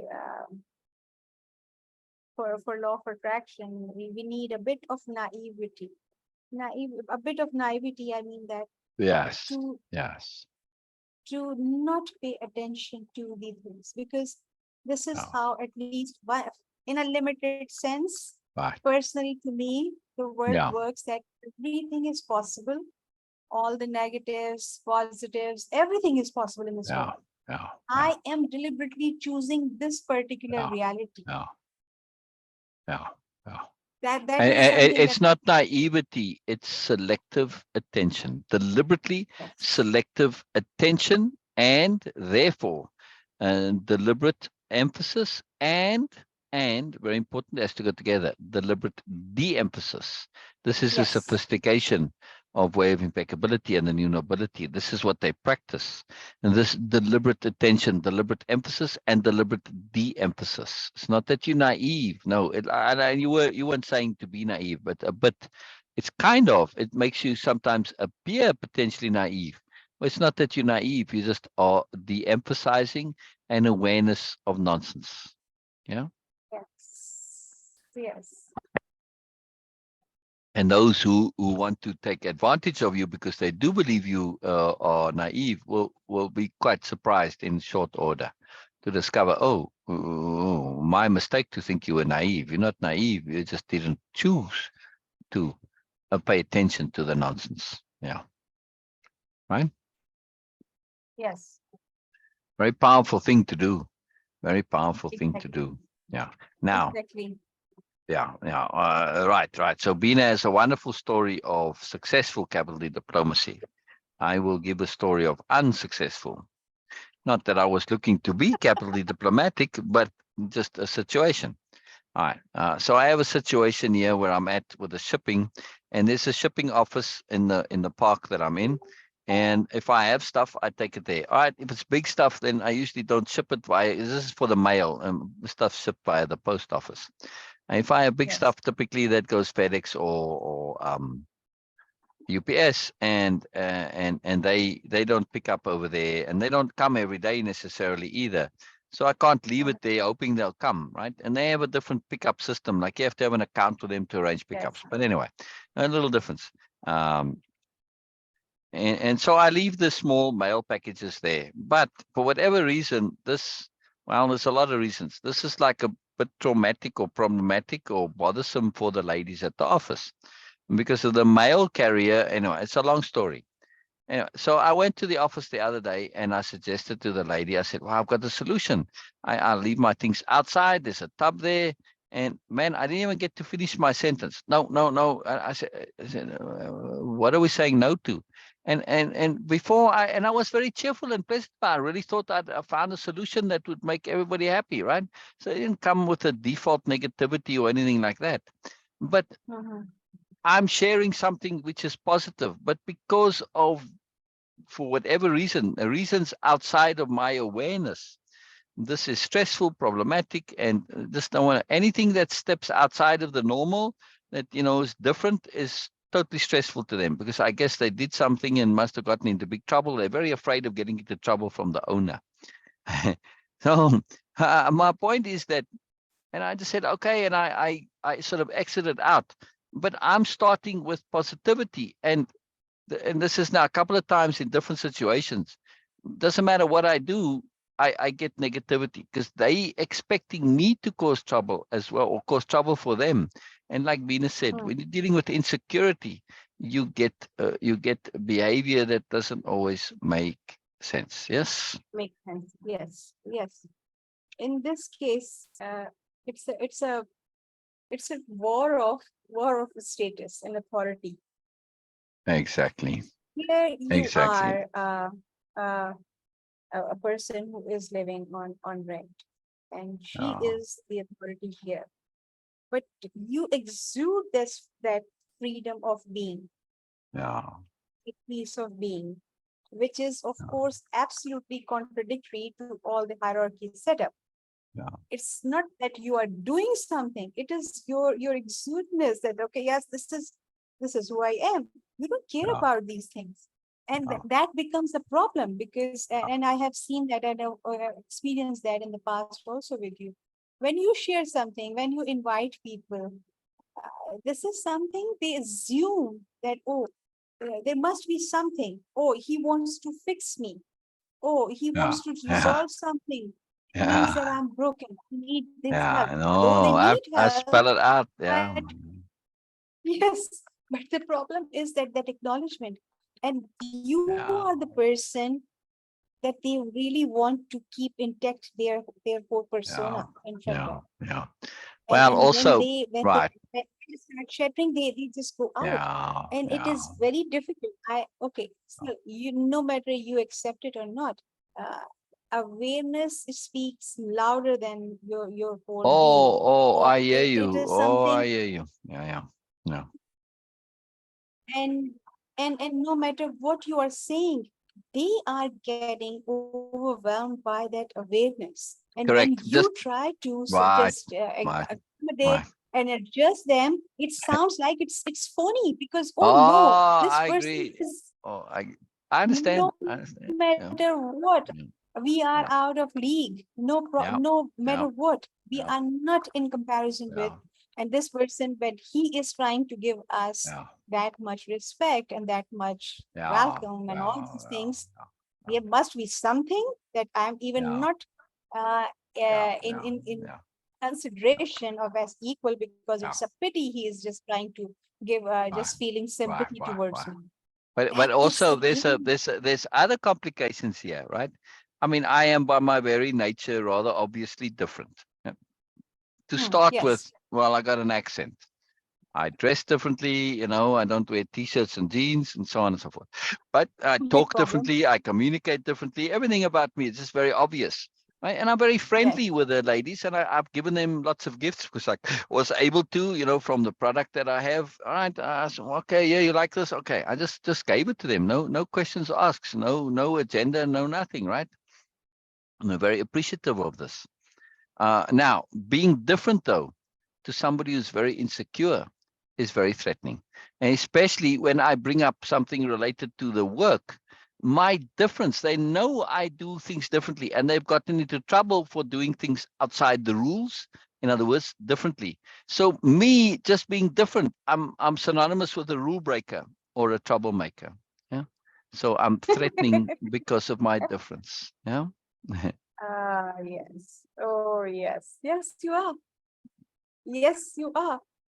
Right. And you cannot undo this, because this is, of No, I course, can't. not in. No, I can't. Yes, Yeah, not, of course, not exactly like you, but yeah, just a more yeah, minutely yeah, resemblance to this idea. We were experiencing this, and still it is part of experiences we have.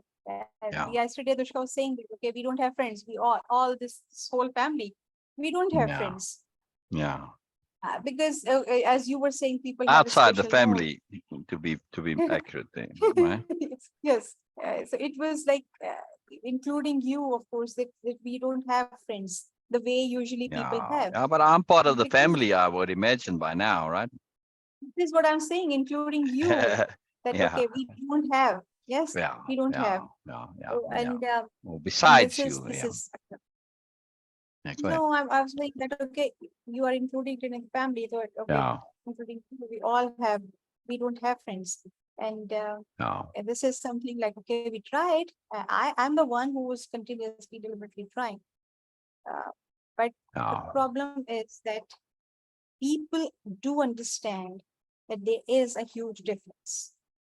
yeah, And when And we don't do that. We don't act according to their expectations that, okay, you might come up with like really that, okay, yes, we are saying this kind of grandeur thing. Then everyone will be so happy and comfortable with you. They would love to just come.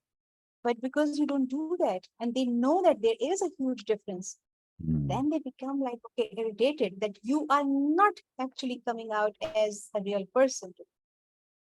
Yeah, yeah, and that's Very something. happy. Yeah, Yeah, yeah. it is Yeah, interesting, well, well, but it well, is all what I it can is. do is, in a situation, yeah, because the shipping is important to me, and I think it's just extra work for them that is, well, I don't know, they just a bit unreasonable as far as I can see. I can't determine the root of this, and I suspect at some point there was trouble for them. Nonetheless, right, all I can use in response is my unreasonable positivity. 'Cause they'll like scowl at Yeah. me, and then I'm just positive, and it's like, and after a while, then it fades, and then they're all friendly again. Like children, But what can I do? Sometimes when people have been traumatized, and also when they're insecure and they feel threatened, they don't necessarily behave rationally. There's nothing I can do about it. Yeah. They in a situation You where cannot do they anything. yeah, and but what I can do is just be positive and insist on being positive. But I can't necessarily change them, and they're not willing to take the risk to change because this is they very, very nervous and threatened and stressed about their job security. Obviously, I mean they're terrified about getting into trouble. It's really sad. So all I can do is just be happy and positive, which I do. Oh, no. Yes. Yeah, And also, it's fascinating. Yeah, people who can be and stay and survive and thrive in system, yeah. everything other than that is a threat, direct threat to their survival. Yes, yes, yes, yes.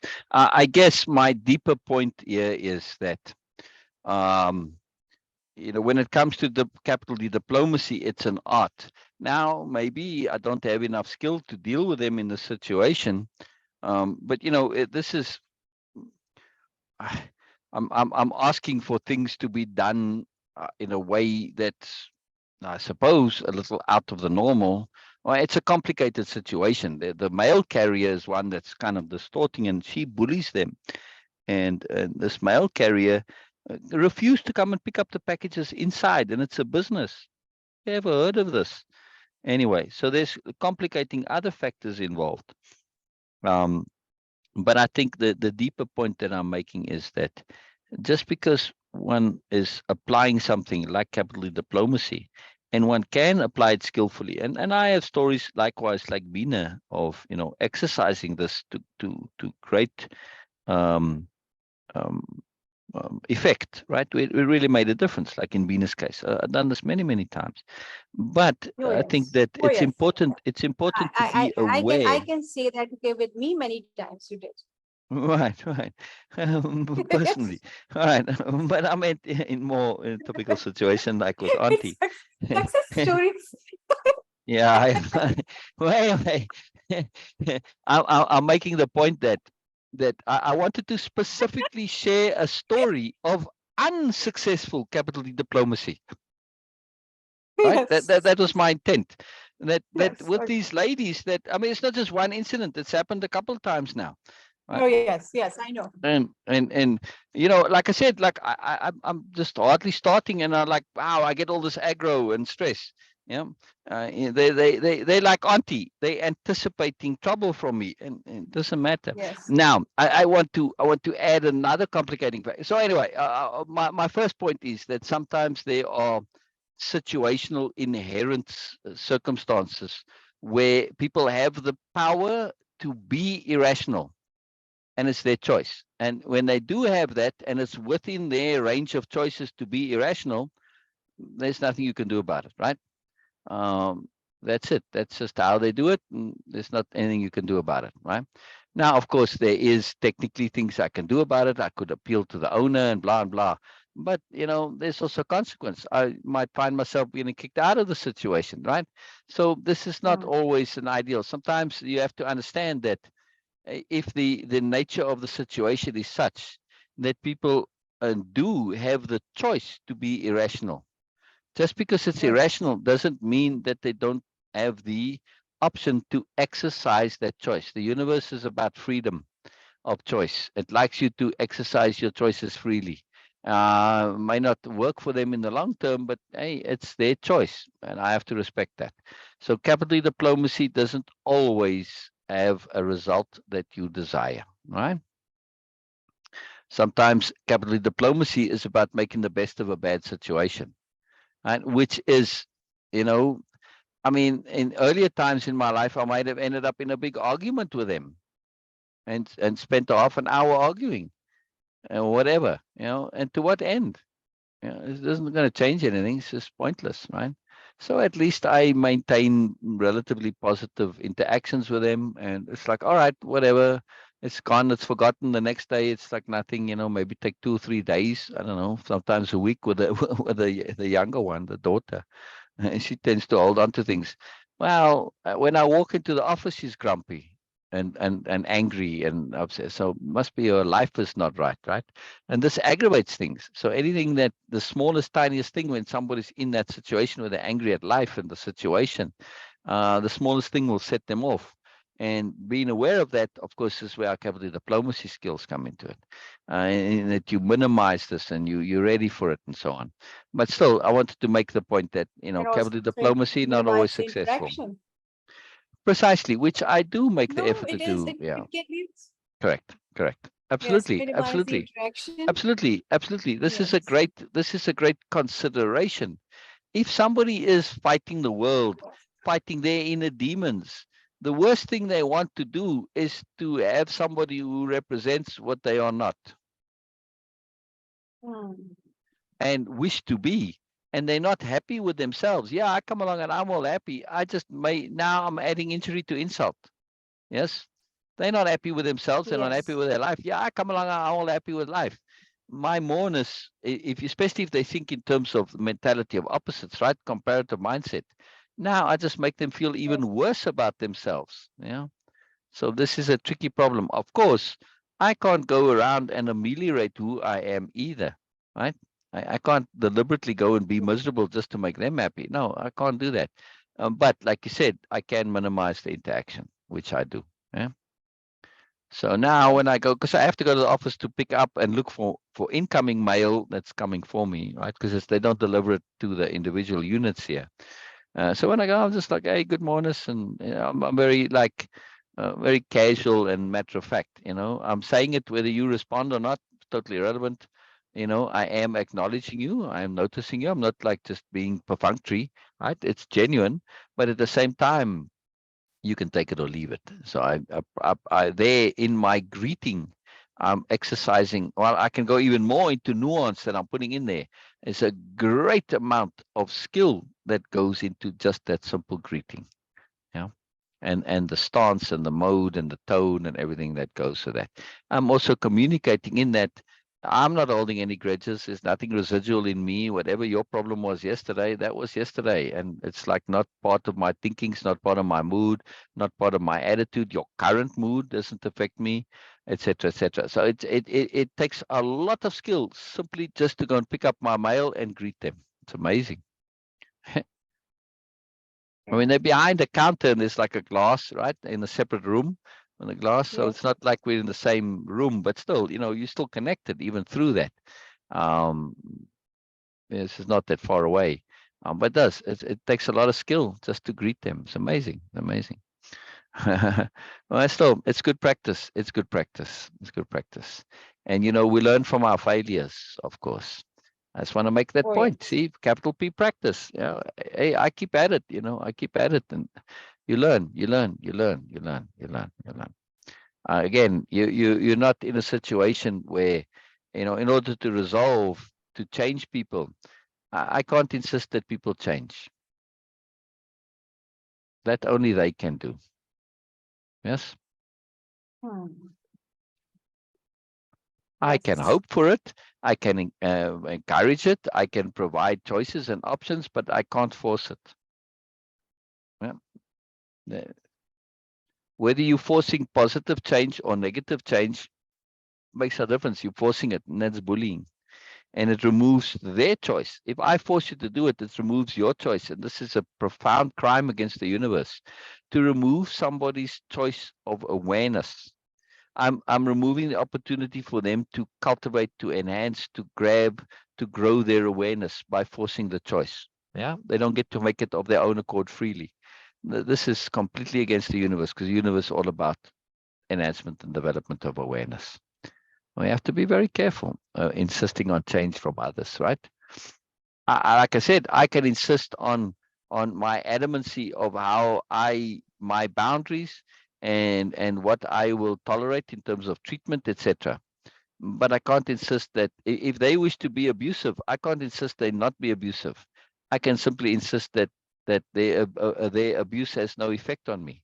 Yes, now I'm not talking about physical abuse now, emotional or verbal, right?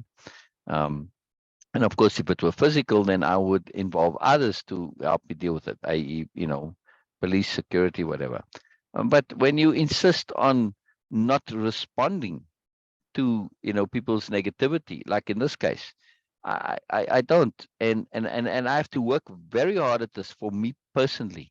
This is the another point that I was keen to make. So a complicating factor in this is that I go and I'm in a really good mood. Now, I've spent my entire life making an effort to learn to attune to life, people, everything. But there's consequences to this attunement, which means obviously it makes me more reactive, or I don't want to use the word sensitive, but yes, to the moods of others. Yeah. So the moment I come in there, and the moment they come with that negativity, that's a force and energy that I feel, and it comes into me. And because I'm a bit Yes. unprepared for it, it changes me and changes my mood. And I have to be Yes. very on guard to not mirror that back to them. Because when we are Yes. dealing in a situation like with like being and I chatting and hanging out, right? Mirroring Yes. awareness, mirroring positivity, mirroring attention, mirroring energy focus, mirroring integrity, mirroring impeccability. This is a profound magic. It is part of collaboration to mirror each other's positive qualities, because then, let's just say the attention, right? If I mirror your attention and the two together, it starts feeding on itself and we get the super zoomed in attention. This is a fantastic thing. It's 1 + 1 = more. But of course, with negativity, it's the reverse, right? I mean, you're getting -1 to get to minus more, right? Well, minus less. So with negativity, you end up with lessness. Positivity, you end up with more. So we have to not apply that same ability to mirror and enhance and run with things. And for me, this has always been a difficult thing. It's one of the challenges for me to not be influenced by the moods of others. Yeah. But negative moods more specifically, because I work very hard at sharing positive moods and collaborating in the positive, because it's a profound thing when you do it. You really get so much incredible moreness out of it, right, Bina? As you can attest from our interactions. It's a wonderful thing. It's a wonderful thing to share that, to take somebody else's mood on and enhance it and feed it back, and then they enhance it, and it just keeps multiplying. It's too fantastic. But of course, with negative moods, it's a problem. So when they come with this unreasonable negativity out of nowhere, it sometimes like, wow, I don't want to walk in there anticipating and expecting this, because now I'm going to cue it as well. So it's a tricky problem. I have to be completely expecting positivity, and every time I need to be taken by surprise with the negativity, and my remedy is to catch it in the moment. And that's a deep skill that I work on and practice. So they give me practice, they give me ability to work on this. And that's something. Capital diplomacy skills. Capital diplomacy skills. Yeah. You want to have the ability to feed and enhance positive energy, Yeah. but and you don't want to be anticipating or expecting negativity, because then you're going to cue it. So you have to be surprised by negativity, but in the instant that it comes, immediately be able to completely shut it down and not be affected, and now practice the very opposite of what you have a habit of doing, and let it bounce from you rather than affect you, and in right, completely let it bounce. I don't have that skill down yet to get it to where it still comes in. I don't shut my shields instantly enough, right? Like when they on the Enterprise, Picard says shields up. Well, I'm a little slow in saying shields up. So some of the torpedoes get through. And then they affect my mood, and I find myself, well, in the past I could get really angry from this, and respond. I don't have an issue in this. It really puzzled me at first. I said, well, I don't really care about this. Where did this come Yes. from? And then I realized that I was taking on their mood and mirroring it, and feeding off that, right? It took me a long time, because you take responsibility for things. If your life is focused on taking responsibility, so you automatically say, well, it's me. But it took me a long time to realize, no, actually, in this case, it wasn't me. And I was being this sympathetic, emotionally connected and influenced and affected because of, well, you want to understand people, you want to know where they are, you want to get inside them, you want to feel them, you want to hear them, but it can have a negative side effect. So we have to have this is where exquisiteness comes in. That's why I mention it, because I'm now aware of it and I can lay out the exquisiteness. Doesn't mean I'm able to always apply it. I need more practice. Of course, it's a difficult thing to practice because, well, I don't want to have people just dumping on me all the time either. And also, I cue positivity to a large extent. So it's quite rare for this to happen. Yeah, it's very rare and unusual. And particularly with these ladies, it's especially rare and unusual because for the most part, like previously, it was very positive interactions, very happy, and come to the office, I chat to them and share stuff. Yeah, it was very fantastic, like you see me do with the drivers. Very, very peculiar, and it's anomalous, in other words. But of course, like with all anomalies, they are gifts from the universe. Yeah, very, very potent to pay attention to it. Right? Yes. And again, as you were saying, even with the positivity, the world doesn't work the way we assume it works. Exactly. And so no matter what you are doing, this universe is just telling you, okay, yes, you tried. Okay, it works 99 Yeah. times, Yeah. but not Exactly. necessarily the 100 times. So yes, okay, Exactly. here you And go. be alert. Try different Yes, things. Learn, grow, share, be more. maybe they Very, very need some powerful. hierarchy. Yeah. Maybe they need Yeah. some Yeah. hierarchy, though, so they can surrender to it. Yes, that's possible, but I cannot compete with the hierarchy of the owner, Oh yeah, of course. because this is their livelihood. And when people are their livelihood are threatened, rationality goes out the window. Not always, Yes. but often. Like you said, sometimes we have to know when to leave alone. Leave people alone. Don Juan's, this is a quote that I stuck with me from him. He said, the hardest Mhm. thing is to let people be. Exact quote. The hardest thing is Yes. to let people be. Yeah, makes sense. Oh Makes yeah. sense. Makes sense. Yeah, it's Oh very yeah, difficult definitely. sometimes. It's very powerful to be aware. And that's what I do. I really do practice. Leave them be. Sometimes even like I said, moreness can make people feel less. It's a very difficult thing to understand. And this in the past, this was a long, slow, painful lesson. Yeah. That with individuals that I interacted with for over long periods of time, who purported to be into moreness, yes, and acted as if they were into moreness, yet and wanted to share in the moreness that I was sharing. So there was a conflict. Yet the more I shared the moreness, the more they felt less. And this just over time it grew on them. And despite their desire to be connected to the mourners, they had this conflict, right? They want the mourners, but yet the mourners makes them feel less. And Yeah. it's a problem. I can't say you have a mourners. I can say you have the potential for mourners, but I can't pretend you have the actual skills if you don't have them. No matter how much you might believe it, especially when it's a real world situation and you need to demonstrate those skills. Yeah. If you start and then it doesn't work and you defer to me and I do it, on your behalf. Well, over time, yeah, but I could if I really wanted to. Yeah, well, you never get the opportunity to test that. And when you do and it doesn't work, then it's a problem. Then of course it's not you that's to blame, but somebody else. So I'm saying that this Yes. is complicated when we have conflicting psychologies. This is why honesty is so important. Because if you can't be honest, you end up with these conflicts. If you're honest, you resolve the conflict. You can't live this duality where you want one thing, but then getting it causes a problem, right? Because now they're essentially wanting two things that conflict with each other.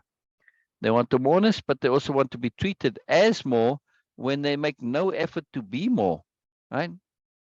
Yes. And also, it's like, come on, I'm just saying, it's very important to be aware that there are peculiar psychologies out there, and moreness can cause problems also. That's just tough luck as far as I'm concerned, and you're going to do that. But it's a skill to learn, and it's a skill of grace. Grace is to me the skill of being able to be unapologetically yourself to the extent that others can appreciate your moreness without feeling lessness.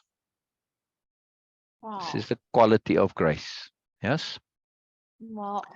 Not It's just a hard appreciate, thing. but enjoy. Yes. Yes. Yes. Difficult It, thing. it, it all revolves around being unapologetic. Yes. Because here's the problem. I'm so attuned to perceiving others that I perceive the fact that they are bothered, stressed, unhappy, feeling impacted, feeling impinged. My simple act of perceiving it now creates a feedback loop. Yes, I'm aware, and they don't want me to be aware. But I can't be unaware either. I don't want to switch off my awareness. So I have to be so kind of in my bubble, which I don't really want to be. I don't want to be in such a bubble, but sometimes it's required. It's all about appropriateness. It's a skill I have to learn to deliberately be able to bubble as appropriate. Yeah, Yes. Yes. it's a deep skill. It's a deep skill, deep part of capital D diplomacy. Very deep part. Quite a big deal. Yes. It is. It is. Really, really, really makes you think, does it not? Yeah. And this is what I'm doing. I'm just thinking that as say that, okay, yes, you can be yourself unapologetically. Yes, okay, it's a difficult task, and I'm working on it. But that is not a problem. But making others feel comfortable with it, that they feel comfortable, not less with you, it's a very fine balance. Yeah. Yeah. Part of grace is, if you now really want to get into this in fine nuance, I'm going to say something very peculiar at first. Okay. Grace requires Okay. appropriate arrogance.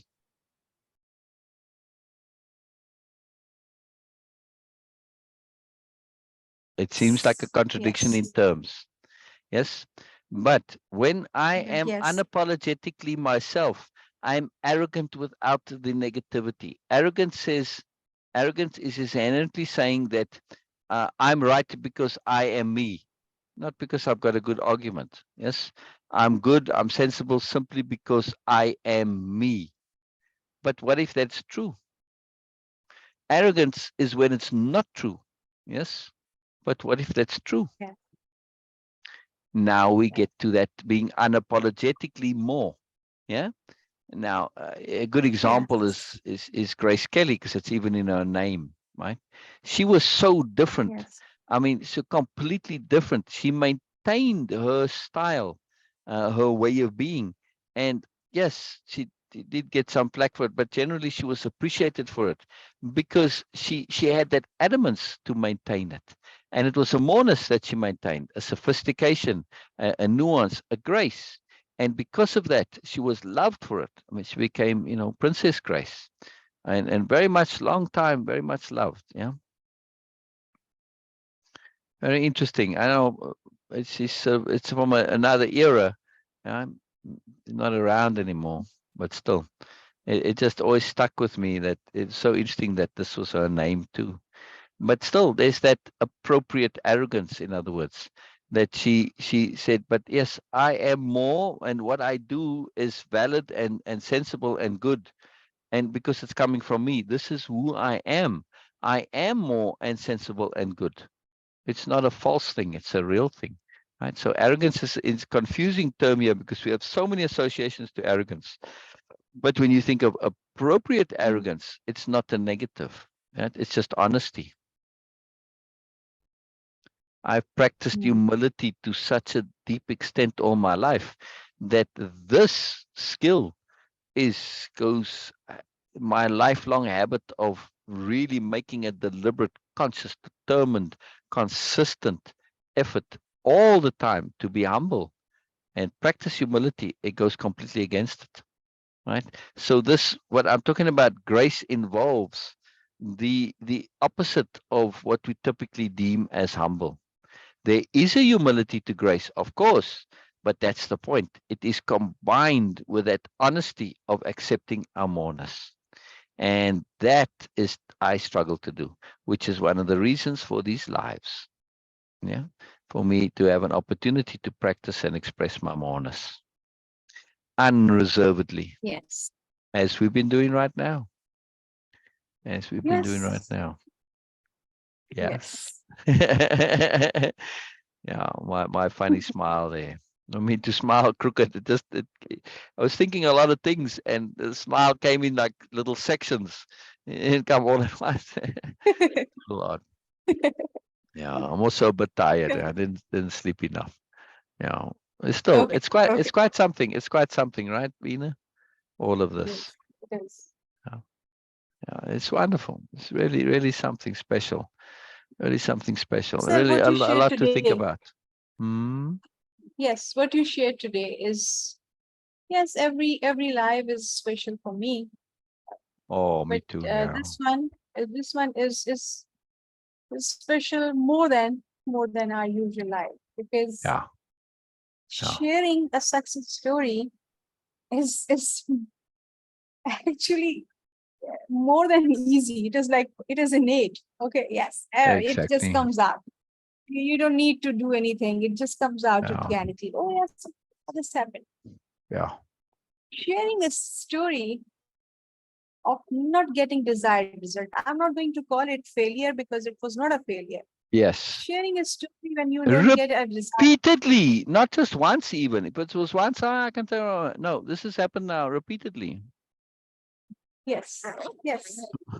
It- this is something very special, because it not only requires, and especially when you are sharing what you practice, what you have like really skilled and actually have mastery on it, and then come and say that okay, oh yes, it's not a success story here, because of course every story, every situation, every person is different and unique, and Mm. universe actually provides you, because when you are trying to acquire mastery on your subject, on your things, of course you Wizardry. need to Yes. have difficult, yes, yes, difficult, different, and these type of situation where you can actually see and test that how it is going to work and modify it. Yeah. I would say that as you were saying, that we need to be very careful about our intents. When we say I Yes. want to learn it completely, absolutely, of course Yeah. these type of things are going to come in our life, that where nothing is working, and then of course you have to go and do something else. It is good that you will learn, but is it really energy efficient?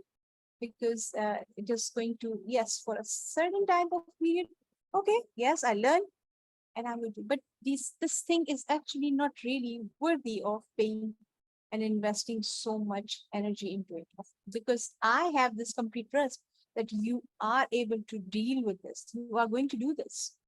Yeah. It will Yeah. happen sooner or later, it is going to happen. This is something I know. It is Yeah. my understanding, it is my trust that you are 100% capable of resolving it. But does it really? really worthy of your energy and attention? I don't think so right now.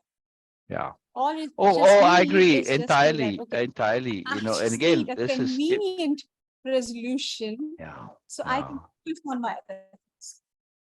yeah, yeah. And it's very important to understand that this why impeccability is its way of impeccability, and not way of appropriateness or way of attunement. All of those are appropriate names, but impeccability. Why? Because in a situation like this, when you break it down into that very simple energy calculation, yeah, it becomes a duh, a very, very simple duh, Yeah. not worth the energy. Yeah. Yes, I can resolve it, but Yes. why? Yes. Yeah. And when you take ego Exactly. aside, I mean, do I want to resolve it because I want to win? Well, that's not part of my thinking at all. So I don't have that. So where's the point to it? Which is why I let it go. I made a brief effort, and I thought it would be a solution Yes. that would benefit them. Otherwise, I wouldn't have said a word. And to my surprise, no, this is worse. Well, I tried. I did say, I tried. Yeah, yes, I know, dear. Whatever she calls me Ann. So she was at least aware that, I was making this effort. Yeah. So, yeah. Yeah, just a big deal. Very interesting how that works. Yeah. Just Yes. fascinating. One of We my learn, friend, we learn, of course. That's the magic. yes, We learn, we one of learn. one of my friend said something really, really important and life Mm, changing, mm. uh, saying to me. He says that I was literally just worried and all stressed and sad and all those things because of that some situation in my life at the time. Someone did something and I was okay. It doesn't it is not relevant anymore. Yeah, That's yeah, why I don't want to repeat it again and again. Everybody, of course, all yeah. my friends are aware of it, but it doesn't exist. That perception, that part of me which was continuously clinging to that idea, is not anymore. That's why I'm not repeating it. But it was the situation. And my other friend who was trying to cheer me up, he says, Veena, try to learn that the value of that person or situation. If the Yeah, value or the person or that situation worth only 2 minutes in your life, and you are spending 24 hours on that by thinking about it, trying to figure it out, stressing about it, then you are at fault, because all it needs just need just 2 minutes of your life. That's it. Move on. You don't need to prove yourself right or wrong to anyone. And that was exactly. something. Yes, it of course. When nothing was able to console me, at least this thing gives a bit tap on me that okay, yes, okay, really, does it really matter now? Okay, it at that time it was because everything changed after that. But now when I'm looking at it, like I don't want to even repeat it because it's a long story and same how many times I Yeah, have to repeat it because it is not part of me anymore. It is not yeah, part yeah. of my life anymore. And it doesn't Wonderful, actually wonderful. deserve more than 2 minutes in my life. Okay, I learned that is something important. I just want to keep it. But what's the point to keep repeating it? So that is Oh, something that these people just really exist maximum 2 minutes per day in your life. Like, okay, you are going there, you're doing your things, you're coming out. yeah. 2 minutes and 24 hours. What is 2 minutes and 24 hours? 2 minutes of your life and Oh, 24 oh, hours of your life. all right, right, Yeah, right. I know that you Yeah. you can resolve it, but does it really worthy enough? No. No, no, no, it's not. Yeah, Nope. yeah, Nope. Excuse me. yeah, yeah, yeah, yeah. Very powerful, very, very powerful stuff. And again, Yes. just really considering things. Yeah, it makes so much difference when you make that effort to explore them more. Yeah. Yes. Now, Bina, one of my favorite quotes, as you know, is right. The world does not work the way we think it does, right? Or Exactly. assume it does, right? Exactly. But If really, it is, oh, go ahead. yes. Oh, go ahead. No, no, no, no. Please complete. Ah, Then I will I share. was going to say, all right, but that quote is accurate as is. However, the part that we must remember is the world does not work the way I think it does. Yes. If we don't make that nuanced emphasis, it's two different things. To say, oh, the world doesn't work the way we think it does. When I say we conglomerately, right? Then by Oh, implication, okay. Okay. by Oh, implication, it says, well, when I quote that, it can mean that I am not necessarily part of the one who is assuming. Others do it, but not me. But when I say the world does not work the way I think it does, that's a different thing.